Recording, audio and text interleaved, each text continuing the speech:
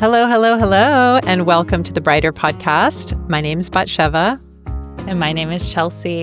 And my life is beyond imagination brighter, thanks to Chelsea. And my life is definitely brighter, thanks to BatSheva. Chelsea and I love to share tools and techniques, modalities that we use and we are transformed and up-leveled by, as well as stories about our experiences, trials, tribulations, and triumphs. So before we get into all of it, all the juiciness, let's go ahead and take a moment to arrive in this beautiful digital space all together by taking a few calming breaths. And I'll lead you through it. If you can close your eyes wherever you are, go ahead and take that gift and close them. Otherwise, you can leave them open and just breathe in calming, quieting energy through your nose. Maybe hold for a moment at the top and then out through your mouth. Let everything that's ready to go, go. Another breath together, breathing in calming, quieting energy through the nose. Holding for a moment if that's comfortable for you. And then letting everything out through the mouth. Everything ready to go, let it go. Taking your third breath comfortably in, breathing in calming, quieting energy. Out through the mouth, letting anything ready to go, go. Hello, hello. We're so happy to be here with today's episode, the honeymoon period. We had been talking recently, Chelsea and I, about, I guess, probably how it came up was inspired by the new romantic relationship that I've been in. And it's funny because I just re-listened to our Divine Timing episode, which went live in the beginning of September, but we recorded it in the beginning of July. And I'm listening to it, hearing myself give at the end of the episode my win and my wow. I'm like, wow, I'm dating a new person. He's so sweet. He's so kind. And I do remember, there was a long time that I was every night when I'm sharing my daily W's with Chelsea, wow, number 3, it's, being grateful.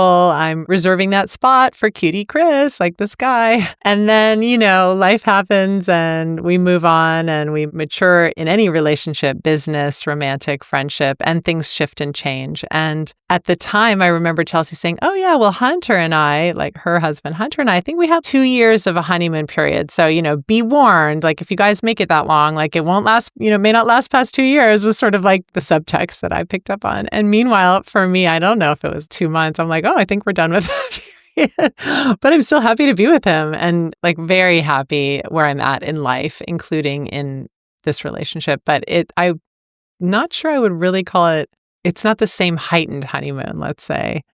So I think that was initially the conversation we had that made us think, let's bring this to you guys on the podcast, not just our experiences with going through honeymoon periods, which obviously we all do when we start new relationships, start new business, start a new project, but asking the question, is it healthy to have this elevated state? Is it better or desirable to manage it and try to bring ourselves down, let's say, from flying off into the magical thinking, hot air balloon?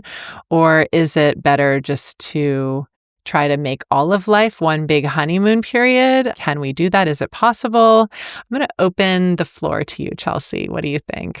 Well, I love that introduction.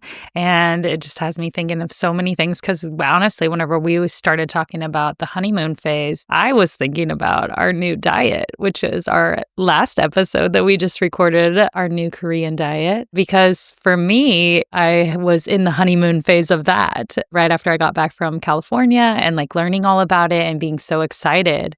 And so, yeah, much like you said, there are many things that we can be in the honeymoon phase of, whether it's a new project, a new job, a new relationship, a new diet, learning something new, a new book. We were actually just talking about something that we've read that's impacted us. And then we're so eager to share it with those that we love or those that we think it can help. And so, yeah, so the honeymoon phase, I feel really plays into a lot of things. And it's also interesting because I talked to my sister earlier today, who's in a new relationship, and she's definitely in the honeymoon, even like pre-honeymoon, just like the excitement of the nuance of it. And it is an exciting place to be. And also, much like you said, it's like, the super high, like the pendulum swinging. And it's like, whoa, do we try to keep the pendulum kind of like balanced? Because as we all know, usually with something that's experienced super elevated, sometimes there's something that comes afterwards. Maybe, and we never know what the time frame is going to be, but sometimes for me, at least, it kind of seems to balance it out, whether that is, something not as enjoyable happening or learning something new or just something internally like feeling different. And I also think about it sometimes experiencing a peak moment or even having inside our bodies, we have the serotonin and the oxytocin and the dopamine, and just thinking about a friend of mine who just had a baby yesterday and thinking about like what happens like in childbirth. And although I've never experienced it, maybe something you can talk about BatSheva is like, but I know that hormonally like this huge flood of oxytocin happens. And then sometimes women experience postpartum, it's like, oh, that pendulum swing. And so thinking about the honeymoon phase, and you're right, like what's best? Like, is it best to really like ride that fucking high? Like, oh my gosh, yeah, I'm riding this wave. And then be prepared for whenever the huge wave comes, like the tsunami that's like maybe not as fun, or to try and keep it even keeled. I'm not sure.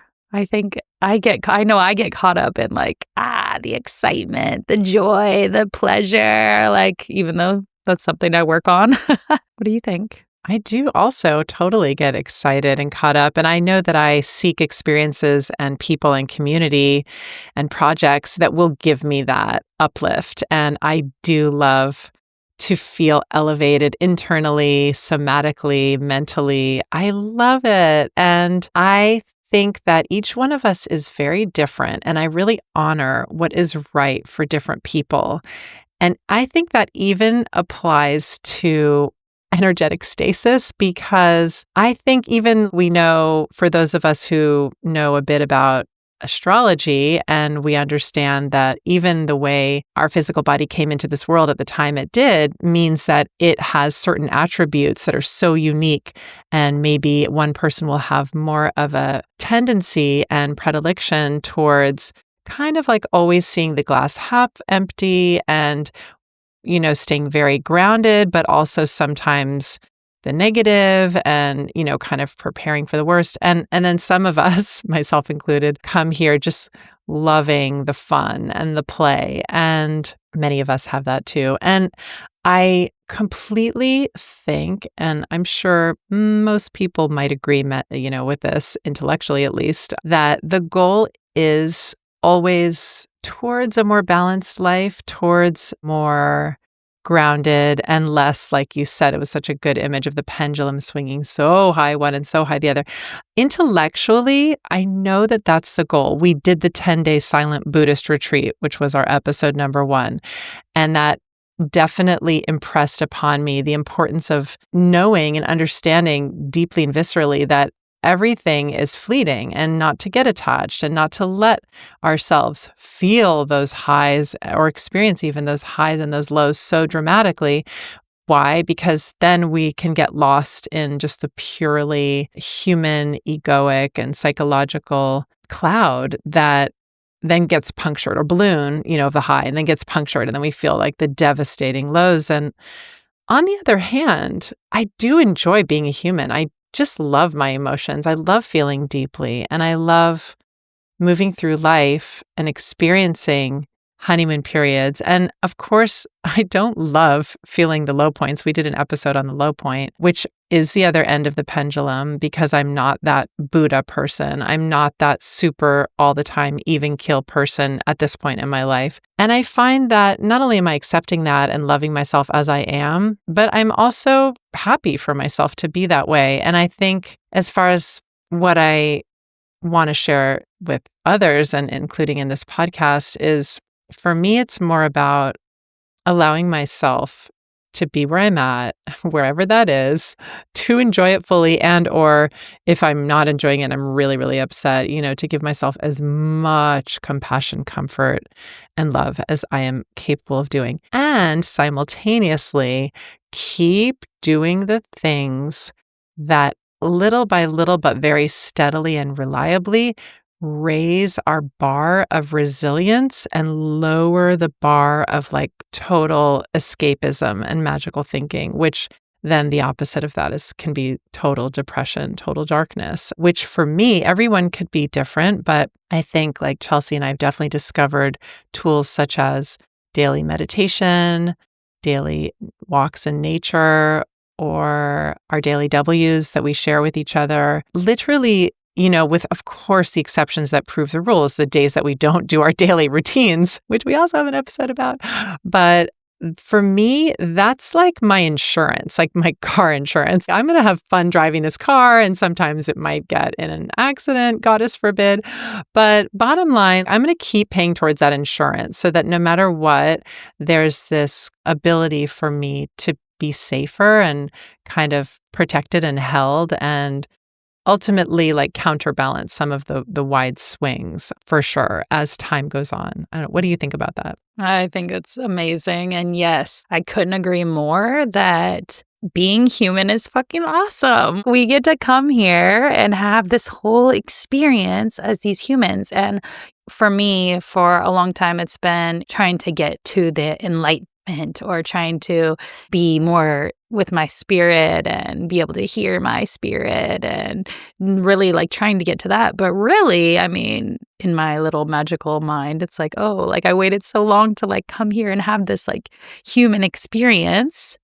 And here I am. And like, yeah, that's part of it. It's like feeling the swings. But like you said, it is anchoring into the daily practices. And I love that you brought in about the 10-day silent meditation, because I was literally thinking about it, about non-grasping, non-attachment, sitting in the meditation and feeling the pain and then remembering the pain is going to go. And also sitting in the meditation and feeling the bliss or, the joyful thing and remembering that too is going to pass. It's that famous quote, this too shall pass. Everything is passing. Everything is fleeting. Everything is changing every second. And just being able to be and to ride the waves and to, go with the flow. And I also was thinking about like the story of the monk, whose like son fell off the horse and broke his leg, and then he's in the hospital, and then there was an avalanche or a mudslide or something. It's like all these different things that were occurring, and he's just go, yeah, maybe it's good, maybe it's bad. It just is,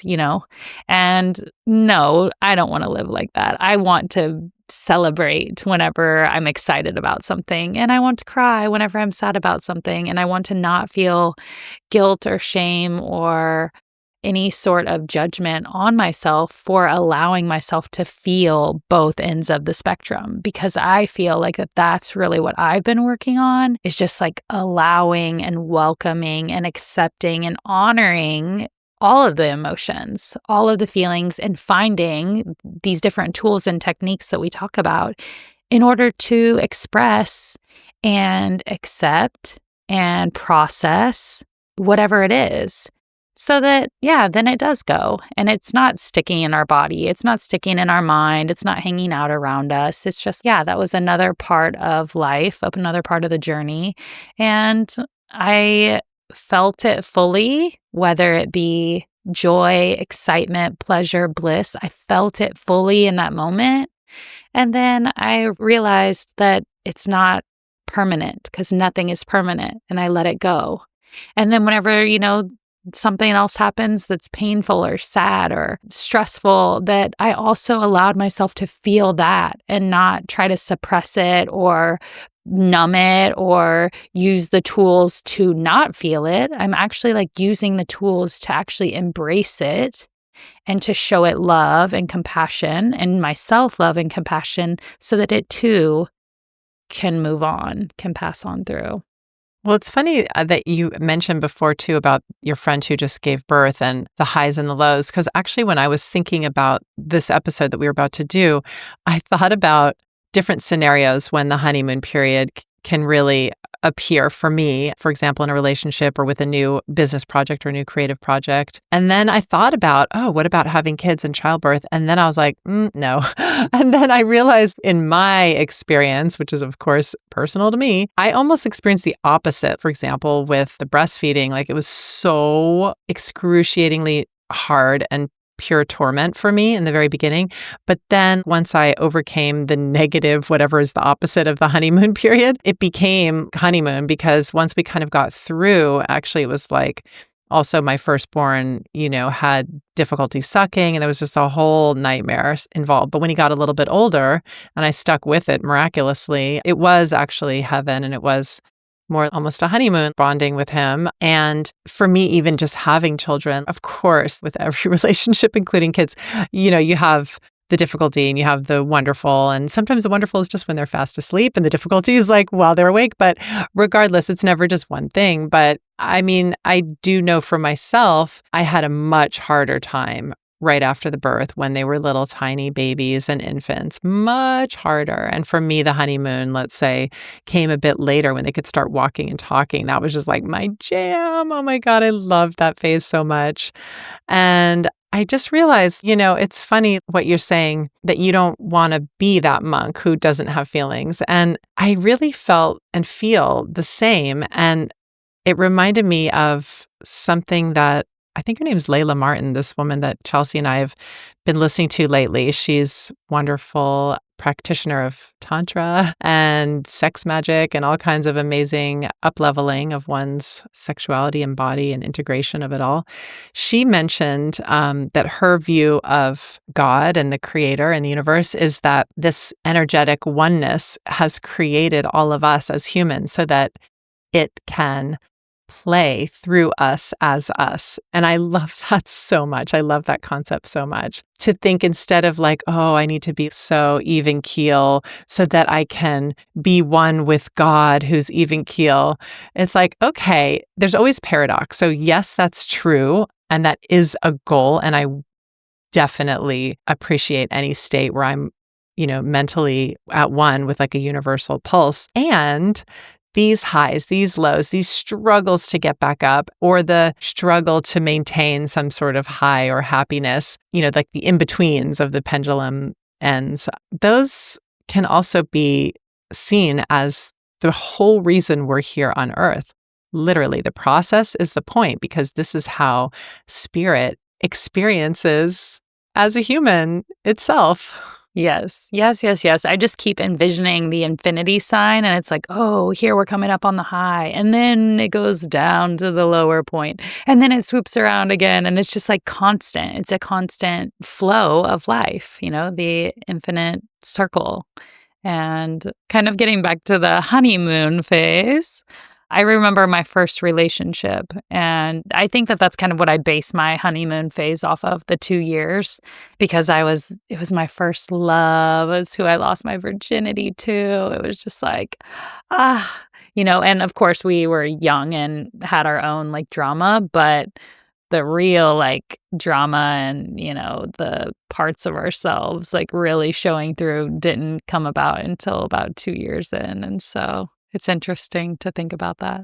That totally makes sense. But what about the diet? I'm now curious. I don't feel like we heard the full story of like the Korean diet with the honeymoon phase for you. I mean, I think it's just learning something new. Like I love to learn. I love to grow, evolve, whatever I can take on like new things or new ideas, new concepts. It's like, oh yeah, like I'm super excited about it. Much like what I think you said, like with a creative passion project. It's like, in the beginning. And I think a lot of it too has to do with my human design, the manifesting generator, like fucking powerful out the gates. So much energy, so much excitement, and then maybe not always seeing it all the way to the finish line. And that's kind of what I have experienced with the new Korean diet is that it was so exciting, the buildup of waiting to see the doctor and like him measuring all my organs and telling me like what size they were. And then, like which one am I going to be of the 8? And then finding out about it, and then the excitement of the reassurance, I guess, of, oh, yeah, I knew that those things didn't sit well with my body, and I just kind of, I would just let them go whenever. And also now knowing on the paper, according to this, that's how it is. And just reaffirming it's like, okay, like, yeah, here we are. And these things that my husband likes to cook, saying to him, that's really not something I'm trying to eat anymore. Or can you leave that out of mine? Or, it's just kind of like, nah. The honeymoon part of it, the learning and the excitement has kind of like gone. And then like the actual practice of it and implementing of it is a whole nother story, as I'm sure many people know. For me anyways, that's a big thing. Like I can learn all these things. It's like, we know diet and exercise and, what we take in and who we surround ourselves with, like impact our lives. And like knowing it and then actually practicing it and putting it into play in your daily life can be two different things. Like you can know something for so long, and then what does it take to get you to the point where you actually practice it and use it and do it and incorporate it into your daily life or your daily routine or whatever. It's so true, that beginner's luck, or that momentum that we have when we first start something new, that often we feel like the whole universe is conspiring to help us because we made a decision and made a choice and chose a path. And then that is kind of like what one could define that honeymoon period as. You just feel like there's wind under your wings. It's not even just you're being helped, like aided by the universe. Yeah. And then it's like, is the honeymoon over? It's like, oh, people start in the relationship world, other characteristics that maybe they were not displaying, right? Because they were elevated, not because they're trying to like not show their true selves, but everyone was in this elevated state. And then, life is happening and other things are coming up. And then that brings out these other sides of us or, other feelings. And so then it's like, oh, like, then it's like discerning of, okay, I feel like the honeymoon then becomes the wrong word because typically, in the honeymoon, like you're already married, you're already committed, so you're staying in it. Whereas in projects or in everything, you can choose to like, is this right for me? Now that the hype of it is over, now that the excitement, that all of it, like, does it still resonate? Are we still aligned? Do we continue to move on? So then maybe the honeymoon isn't the right term, but. Yeah, no, I get it, because it kind of still is the right term, because then the marriage kicks in. It's like, do you want to be married to this person or this project or, this friend or this, diet? And if so, like, yeah, I do, but like, how can I integrate it? It's like an integration phase, I think, after the honeymoon phase. And if the integration, you're right, doesn't go well, then we can end it. Yeah, it's funny. I was just like, lately, the song Makin' Whoopee, the beautiful, cool old, I think it's like 1920s or 1930s jazz standard, Makin' Whoopee. It's such a beautiful, cool, interesting song. And it's about how this couple starts out just like, making whoopee is like a term for having sex, and they're like enjoying life, and they get married, and they have a little love nest, and babies are born, and everything's perfect. And then the lyrics say, another year or maybe less. What's this I hear? Well, can't you guess? He says he's busy, and she says, is he? He's making whoopee. And then like it takes you through another phrase where like they get a divorce, and he tells the judge he can't afford the payments. Like it's like really a ride. This song. Go check it out. It's great. But anyway, should we wrap up with the wins, wows, and wishes? So we always love to begin our episodes arriving in the space together with 3 breaths. And then we say goodbye by offering 3 daily W's, which are wins, wows, and wishes. So we'll offer one of each to each other and to all of you. And you can hopefully think about for yourself. What is a win for you today? What are you grateful for? What is a wow for you today? And what are you wishing for? Be human. Live that beautiful human experience. All right. So my first win today is, it's such a win that the divine timing of this episode was a win for me, because we were ready to record like an hour earlier than when we started. And one thing led to another between like technical glitches. And then I had this huge delivery arrive at my front door that I had to go like put away all this like frozen food and refrigerated food, and that was unexpected. And then coming back and more technical difficulties. And somehow, through all those twists and turns, and one would normally, if you just heard about all the challenges, think like, well, that's like unwelcome and shitty.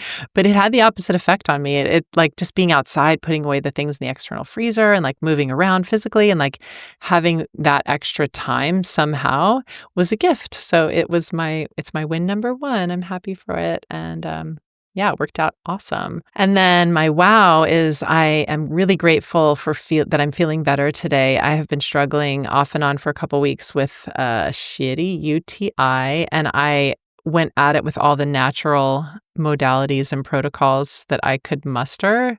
All the unsweetened cranberry juice a woman can drink all the time, all the D-manos, all the hydration, all the sleep, all the homeopathic protocols. And in the end, last night, fucking broke down and got the antibiotic. And I already felt better as I was falling asleep. I'm like, yep, that's what I needed.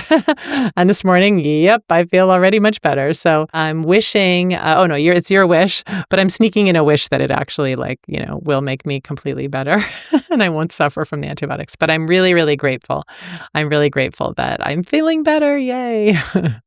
I'm grateful too. And grateful that you listened to your body, that you were like, you know what? Now is the time. My wish. We have also been going through some new things. We have some Airbnbs, and the place that we live just like started a new like short-term rental laws or whatever you want to call them. There are permits and all kinds of hoops to jump through. And I'm really grateful with all the assistance and things that have been growing from me. And I am just wishing that it is all resolved and everything is aligned so that everything is in ordinances and in alignment with the new laws of what it is, that everything is just ironed out and that I have learned and integrated what was meant for me during this process, and that the rest of it is just going to be smooth, easy sailing, and yeah, just very graceful and blessed. I see that for you. I totally see that for you. And I wanted to remind our listeners to please like and subscribe to the streaming platform that you're listening to this on. And also, I wanted to invite any of you, if you feel called to share your own daily W's with us, with me and Chelsea, a win, wow, and a wish, or even 2 or 3, you can feel free to do that. You can connect with us on Instagram or Facebook. There's a Brighter Instagram, brighterandbrighter.life, and there's also Facebook, brighterandbrighter.life. And we will witness you and we will hold the vision for you and amplify your wins and your wows, which is the magic of this technique. So putting that out there and thanking you for listening today. It was so fun to share.